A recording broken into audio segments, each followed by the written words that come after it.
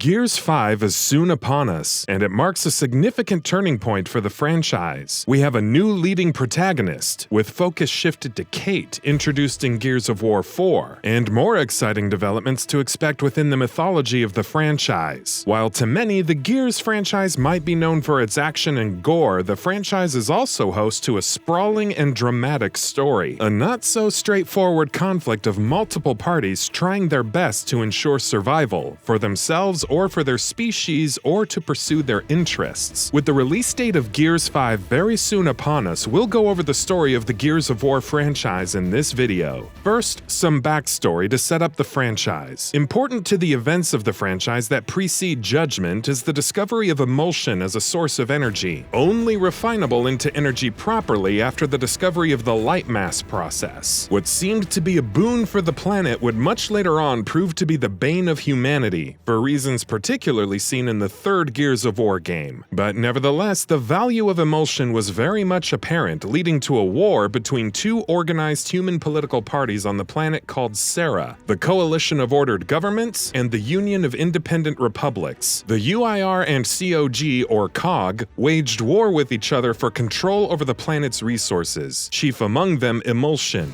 and plunged human civilization into a conflict that would persist for several decades. Though with the COG coming out on top, in no small part due to the fact that during the Battle of Aspho Fields, they stole the plans for a UIR weapon called the Hammer of Dawn, a weapon name that may be familiar to some fans. In any case, with one party the victor, humanity would enjoy peace, until Emergence Day, when the previously subterranean creatures called the Locust Horde would wage their own war against humanity. It must be said that the origins of the Locusts trace back to the mass mining of emulsion after the discovery of the light mass process. After prolonged exposure to the liquid, human miners began to mutate, transforming into sires. Children of humans mutated into sires are the actual locusts, but the truth behind the locust origins are generally unknown to the public, as it was kept a secret in fear of the societal disruption it may cause, and the first sires were already sequestered away from the rest of humanity. Meanwhile, the Hammer of Dawn, developed during the tail end of the Pendulum Wars, was used to end the Pendulum Wars, to defend humanity against locusts in the years following, and much less fortunately to burn the planet of Sera. Richard Prescott, chairman of the COG, had solicited military aid from other human political parties, but came up with much less than he desired, and so he decided to use the Hammer of Dawn on all of Locust-occupied Sera, but this resulted in scarring most all of the planet. Much of humanity, plant life and wildlife, and the locusts died as a result, but this action affected no end to the war, only prolonging it. It all starts with Gears of War Judgment, even if it is the fourth Gears of War game to be released. The first three games are led by Marcus Phoenix as protagonist. Judgment is unique in that it chronologically precedes all other Gears of War games released prior to it, and within the franchise timeline exists shortly after the Locusts wage war against humanity on Sera. Much of this game's event centers around the Kilo Squad's action with regards to Halvo Bay. COG Colonel Ezra Loomis accuses the Kilo Squad of treason and gives them a chance to vindicate themselves. Kilo Squad is unique in that it features Damon Baird and Augustus Cole, who would later be part of the Delta Squad. Kilo Squad's adventures are recounted, including an encounter with the Locust General Karn, with the Kilo Squad's engagement at this point with Karn being in direct disobedience to Loomis's orders. Kilo Squad determines that Karn must be killed, and so they plan to use a light mass missile against him. They proceed to secure the missile's targeting beacon, acquire launch codes for the missile, and then arm and fire the missile at the Museum of Military Glory, taking out a swath of locusts and Karn presumably among that number. This against Loomis's warnings to execute them if they go through with their missile plan. With this story told, we move to the present, when Loomis prepares to execute the Kilo Squad before he is interrupted by locusts. Amongst the surprise assault is General Karn, who is later killed by Kilo Squad and Loomis's efforts. Loomis clears the squad of their charges but demotes Baird. Judgment also features an unlockable aftermath campaign that takes place during the end of Gears of War 3. 3. Baird and Cole, along with Carmine, go to Halvo Bay and meet Paddock, one of the members of Kilo Squad, along with Sophia. Paddock directs them to a ship that can take the gears to Azura. They eventually find the ship, but it has been thrown onto the roof of a hotel after Jacinto was sunk in Gears of War 2. So the gears release gas valves in the hotel and use a frag grenade to create an explosion that can place the ship in contact with water. As Baird and Cole prepare to depart, Paddock tells them that Sophia was kidnapped and that he never wants to see them again. Meanwhile, Loomis would remain behind at Halvo Bay to defend it, but is slain later on by an undeterred Locust force. Halvo Bay would ultimately fall to the Locusts 3 months after Emergence Day. Marcus Phoenix, one of the leading characters of the franchise, would participate in the Locust War on behalf of the COG as a gear. One day, while defending the COG capital of Ethera, then Sergeant Phoenix was acting in defense along with the other gears, with the COGs continuously retreating to the persistent Locust offensive. Phoenix was in possession of a Hammer of Dawn, but while on the battlefield heard a distress call from his father, Adam. He abandoned his post and took the Hammer of Dawn with him, but for his efforts he was unable to protect his father, and he left his comrades to die, with only 2 gears surviving. Half of the capital would fall to the Locusts. This disastrous result would lead to him being charged with treason and then imprisoned. These events are followed by the first Gears of War game, which sees players taking control of Marcus Phoenix of Delta 1, an infantry squad that is part of the COG, with the squad also comprised of Dom, Cole, and Damon. The Locust Horde have begun their planet-wide attack on the human race on Serra, and the first game begins years after the Locusts began their assault. By this time, many COG soldiers have been wiped out by the sudden attack, Emergence Day, from the Locust Horde. The beginning sees Marcus being lifted from prison by Delta 1 members. The group has been directed to find a device called the Resonator, a device which will map out the subterranean home of the Locust Horde, so that the network of tunnels that function as their home can be attacked by the Lightmass bomb. Eventually, Marcus is placed as leader of Delta Squad, and the squad confirmed the safety of the Resonator. Then they proceed to find a way to their next target, the Lethia Emulsion Facility, by borrowing a junker from an associate of Dom's. Once the vehicle is acquired, they make their way to the Emulsion Facility and proceed to find a location that they've been directed to place the Resonator, such that it will map as much of the Locust Horde home as possible. The Resonator is activated, but the data they receive is insufficient. However, the squad discovers a much larger map of the Locust Horde tunnels. The Delta Squad then moves to the East Barricade Academy, which contains Marcus's former home, and where Marcus tried to rescue his father, an act that he attempted while abandoning his previous military post and saw him placed into prison. The squad fights to the mansion at which Marcus used to live, eventually collecting necessary map data and making their getaway. The end of the game's story sees the squad boarding the Tyro Pillar, a train that is carrying the Lightmass bomb. General Ram, a prominent Locust operative that the Delta Squad encountered at the beginning of the game. This time, the Delta Squad ends up killing General Ram, and they successfully upload the holo data into the Lightmass bomb. The Lightmass bomb is then successfully directed into the holo, achieving a significant victory for the COG and humanity. Next is Gears of War 2, the story of which begins at a hospital in Jacinto, the last major city for humanity. Later, the Gears are told that the Locusts are still fighting back after the Lightmass bomb deployment, and that the Gears must wage an all-out attack on the Locusts, which sees Gears being deployed into the holo. Fighting around the Locust-occupied town of Landown, Marcus and Dom are eventually separated from the others and fall deeper into the holo tunnels. However, the two later group with other Gears and learn that creatures named riftworms, which burrow through the ground and are responsible for creating the holo tunnels, are being used to collapse human cities. Throughout the second act, we see that the Locusts are seemingly experimenting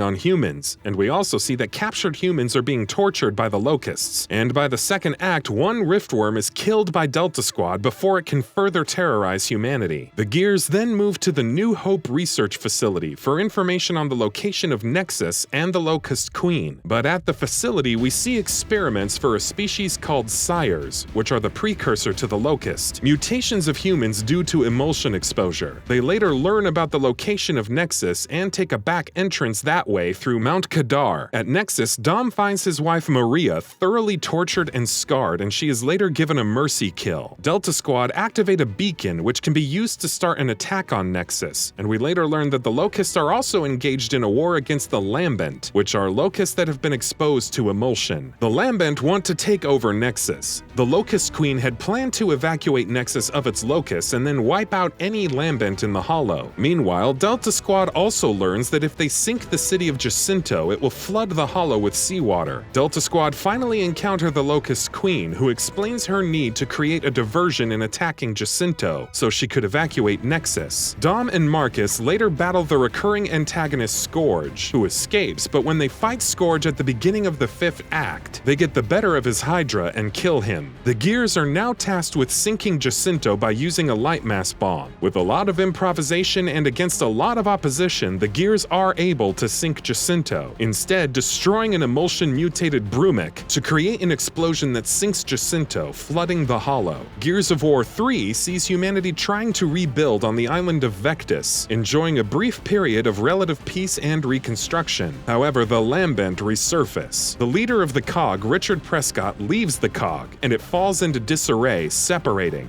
We see Prescott arrive on the CNV Sovereign, seeking to relay information to Captain Michelson. During his trip, Prescott hands Marcus a data disk that shows that Marcus's father is still alive. The Sovereign is then attacked by a Lambent Leviathan, with the ensuing chaos seeing Prescott mortally wounded, though not before directing Marcus to Azura, where his father is. Delta Squad moves to Anvil Gate to decode the key that Prescott left them, battling hordes of locusts along the way per the instruction of the Locust Queen. Once at Anvil Gate, the squad learns that Azura is protected by artificial hurricane generators, and so they plan to arrive at Azura through submarine. The squad travels to Mercy for emulsion fueling, and during their time there, we see the effects of emulsion poisoning on humans. Surrounded and in a desperate situation, the squad are able to escape after Dom sacrifices himself. Then the squad moves to Char, where the submarine is located. At Char, we meet humans who are resentful towards the COG. Fellow Gear Dizzy is held hostage by Aaron Griffin, using him as collateral as he strong-arms the squad into locating fuel for him. And after the squad is able to locate some fuel, they later move to rescue Dizzy after the Locust Queen attacks. The squad is later able to make their way to the shipyard where the submarine is located, readying it for use and making their way to Azura. Once there, we learn that Azura was designed to be a resort to house the upper crust of human society on Serra, built in anticipation of the Locust all-out war on humanity. Marcus's father makes contact with the team and says that he has a cure to end the Lambent. Lambents begin to appear on the island as the squad make their way to the hotel at which Marcus's father is located, and on their way there, they encounter the Locust Queen. We learn that she and Marcus's father had been working together for some time on a method for eradicating Lambent, but the relationship disintegrates as she learns that his plan would also spell the end of the Locusts. When the squad meet up with Marcus's father, we learn that he has developed an energy wave that targets all emulsion-infected cells. Emulsion, used as an energy source, is also a living organism that can adapt to the cells of host bodies. He had sought a method that wouldn't kill the Locusts, but was unable to achieve that. The squad moves to activate a generator for the energy wave, and here, Marcus's father reveals that he will die soon, as he had infected himself with emulsion to study how emulsion works. As he dies, Mira makes one final stand, one that sees her life ended by Marcus. With the waves being sent all across the planet of Serra, Locust and Lambent die all over the world. Last in our video is the story of Gears of War 4, which takes place 25 years after the events of Gears of War 3. The Locust and Lambent have been wiped out, but the eradication of emulsion has left humanity without a major energy source, and created powerful windstorms across Serra. After the COG's disbanding leading up to the third game, the group reforms, establishing walled-off cities and declaring martial law within these cities. This practice is opposed by vagrants called outsiders, who act outside the law of the COG. The game opens with a ceremony celebrating the 25th anniversary led by COG Minister Jin,